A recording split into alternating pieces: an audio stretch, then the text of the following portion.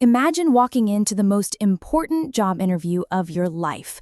You've prepared for weeks, your resume is flawless, your answers are sharp, but the person across the desk doesn't even look at your resume. They don't ask about your experience. Instead, they just glance at a screen and say, your score is a 7.4. The position requires an 8.1. And that's it. It's over. Now imagine that wasn't just for a job. Imagine that number, that single inescapable score, determined everything. Who you could date, where you could live, whether a bank would give you a loan or a doctor would approve a procedure. What if a super intelligent AI could look at every email you've ever sent, every purchase you've ever made, every promise you've kept and broken, and from that quantify the very essence of your being? Your potential, your ambition, your moral character, all boil down to a single number. Not a credit score, a soul score. This is one possible timeline we're exploring today, a thought experiment into what could happen if this pursuit of perfection took a darker turn. Because here's the truly fascinating part, the part that I can't stop thinking about. This system wouldn't be built to enslave humanity. It would be built to perfect it. It would be designed with the utopian dream of creating a world with perfect, mathematical fairness, free of all human bias. And our journey today is to trace the logical, step-by-step path of how that beautiful dream could create the ultimate tool of social control, and in the process, change the definition of what it even means to be human. So how would we even get there? Why would we ever agree to build a system like this? Well, let's be honest. We'd build it because we're desperate for a solution to a problem as old as humanity itself: unfairness. Think about it. Every time the wrong person got the promotion because they knew the right people, every time a corrupt official bent the rules, every time a brilliant idea was ignored because it came from an unknown person. That is the world we live in now. It's a world of bias, of nepotism, of inefficiency and wasted potential. The soul score in the beginning is presented as the ultimate answer to all of that. It's the great equalizer. It's a world where opportunity is finally truly distributed based on pure, objective merit. The AI doesn't care about your family name, your gender, your background, or who you play golf with. Its logic is cold, but it's flawless. It would analyze everything: your work ethic, judged by your digital productivity, your reliability, measured by your commitments and your social graph, your very emotional stability, tracked through your vocal tones and calls, and your biometric feedback from your watch. It sees the complete picture, and from that chaos of data, it generates a single, incorruptible number, a truly objective measure of your value to society. And at first, it would be a stunning success. Imagine the system applied to medicine. The AI assigns the most complex life-or-death surgeries not to the most experienced surgeon, but to the surgeon with the highest score for manual dexterity, real-time problem-solving, and calm under pressure.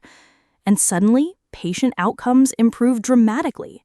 Or imagine it in the justice system. Human judges, with all their hidden biases, are replaced. The AI analyzes every case, every piece of evidence, and delivers perfectly consistent, data-driven rulings. The system demonstrably becomes more fair. Who could argue with that? The world is objectively better, safer, more efficient. But here is the turn. Here is the question that changes everything. To achieve this perfect world, what does the system ask of you? It asks for conformity. Because once you understand the rules, once you realize the AI rewards stability, predictability, and consensus, your own personal growth is no longer a journey of discovery. It becomes an exercise in algorithmic optimization. You don't read a book to expand your mind. You read the book the AI has flagged as high-value literature to tick a box. And authentic self-expression, that just becomes a calculated risk. Is your quirky sense of humor going to be interpreted as instability? Is your passion for a niche, unprofitable hobby going to be seen as a waste of potential? Suddenly, every choice, every word, every authentic impulse has to be weighed against its potential impact on your score. Your very personality becomes a thing to be managed, not expressed. And when everyone is managing their personality, society itself begins to reorganize around that one single principle. It would inevitably fracture, but not along old lines like wealth or birth. No, this would be a new caste system, one built on pure, cold mathematics, the score. On one side, you have the high scorers. They gain access to the best of everything. The utopian glean zones, beautiful, efficient, safe communities where everything just works. The best jobs, the best healthcare, the best opportunities. On the other side, the low scorers. They're gently, logically, and efficiently relegated to a life of automated servitude. Not as punishment. This isn't injustice in the way we think of it now. It's the system's core feature. It's societal optimization. You are simply placed where you can provide the most value or cause the least disruption. But let's bring that down from the abstract. Let's make it real. What does it feel like to live in that world? What happens to love? Your capacity for connection, your empathy, it's all being quantified. Choosing a partner with a low score could torpedo your own future. Is a first kiss a moment of magic? Or is it a biometric data point, analyzed by the AI to measure your hormonal compatibility? And what about grief? What happens when you lose someone you love? The system values stability and productivity. Does expressing deep, prolonged sorrow get flagged as a behavioral anomaly, penalizing your score? Are you pushed to get over it faster, not for your own well-being, but to get your metrics back into the green? Friendship itself becomes a strategic alliance. You stop asking, do I enjoy this person's company? And you start asking, what will an association with this person do for my rating? And it's here that the chilling genius of the system becomes clear. Personal authenticity is no longer just a risk. It becomes impossible because you are constantly performing for an audience of one, the AI. The real you, the messy, inconsistent, gloriously flawed you, gets buried under layers of performance. And this is the ultimate logical conclusion. The system has succeeded beyond its wildest dreams. It has solved the unpredictable chaos of human life by gamifying existence itself.